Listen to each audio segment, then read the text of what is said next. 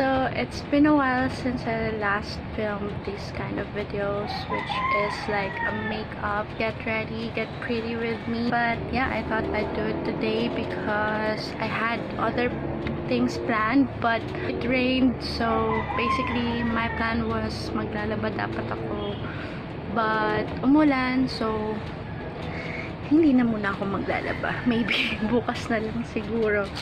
So I decided, since I can't go out and I can't really do much since umuulan nga, figured I'll just sit here and do a little vlog like this.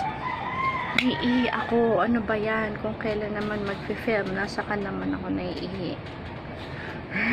Okay, wait lang. Iihi muna ako. Naiihi ako eh. Alright, I am back. Let's just start with our makeup. So, I have all of my makeup products here. Nandito na siya sa baba. I'd probably put something on my face at this point, pero wala akong moisturizer na dala. Okay, let's just start with BB cream. Okay, super trusted BB cream, which is this BB Holic. What I'm gonna do is I'm just gonna prep my face with this. I didn't put any like moisturizer, anything on my face. Super bare face, and then I'm just applying BB cream because it's like a moisturizer and a tint all at one. So maybe hindi na lang ako maglalagay masyado maraming stuff on my face. I just wanna like look pretty but not full on makeup. Yan na lang gagawin ko. Kita niyo kung gaano kaganda tong product na to, as in even just by using this on its own, okay ka na eh. See? Immediately ang ganda na ng skin ko. A little bit of something on the face, but still mga imperfections, it's still showing because imperfections are okay, you know, you don't have to hide them. Anyways, wala akong concealer, so I'm going to use this foundation in the shade Classic Ivory under my eye. Again, I'm just using my fingers with this. Be gentle on your skin kasi we don't want to get any wrinkles. Just with this on, like yung BB cream and yung onting coverage ng foundation, like this makes me feel happy na. Kahit hindi full on coverage, you know. Let's do nose contour. Perfect siya. Perfect shade for nose contour. So what I do is I put it here, sinishaden ko tong finger ko na to, and then nose line ko. I start here, connecting the brow to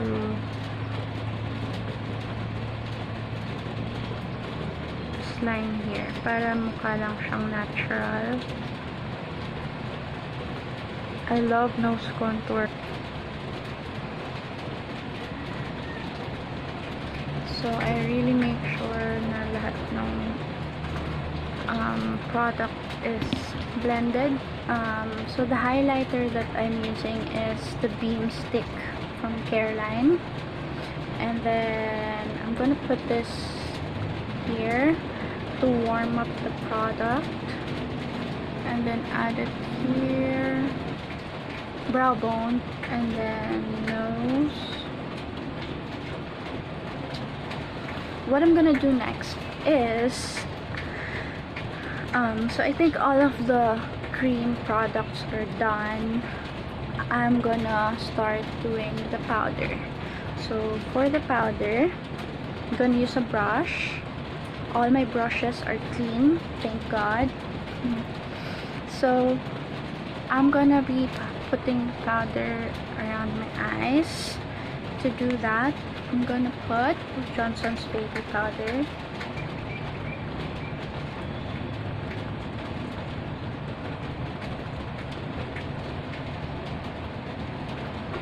para mawala yung eye bags again.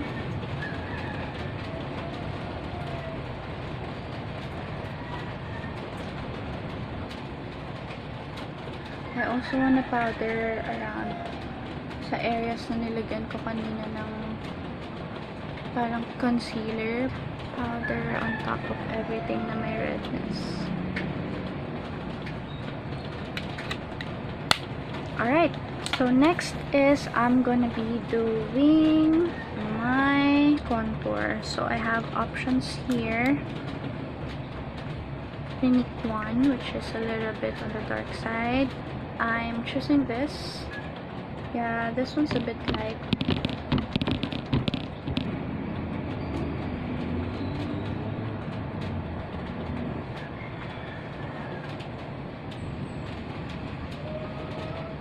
Highlight like here. Remember we added the cream highlight, now we're adding powder highlight. For the blush, I'm gonna use my favorite blush. Just gonna use that on your cheeks, everywhere. Put blusher everywhere para lang may color. I think okay na yung face makeup. Now, let's focus on the eyes. Brush lang natin siya para mawala yung mga powders. Ooh! I think may product tong brush. So, medyo kumapal yung brows ko. I'm gonna mix these three colors. Like this. And then this. And then this. Let's see what's gonna happen. Oh, it's a nice shade. Like, connect the color under eye.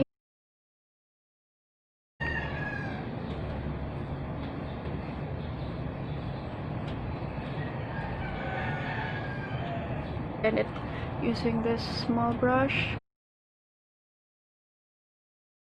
Put some under my eye. I'll try to copy this here. There you go. Yan, medyo pantay na siya. As soon as I curl my lashes, I'm gonna add some mascara. But bear in mind that this is also waterproof mascara. So, all that is here na lip products are these La Vie Estelle Cosmetics. And I think I'm gonna first put Kayla.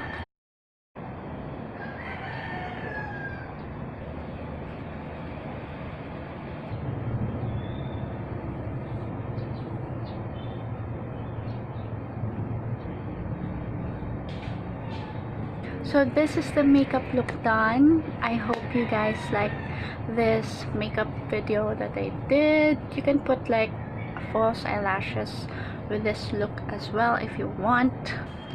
I am done with my makeup. I'm gonna take a few photos and then gonna take a shower. So tumigil na rin yung ulan. Mukhang parating na si haring araw. So makakapaglaban na rin ako. That is it for the makeup video.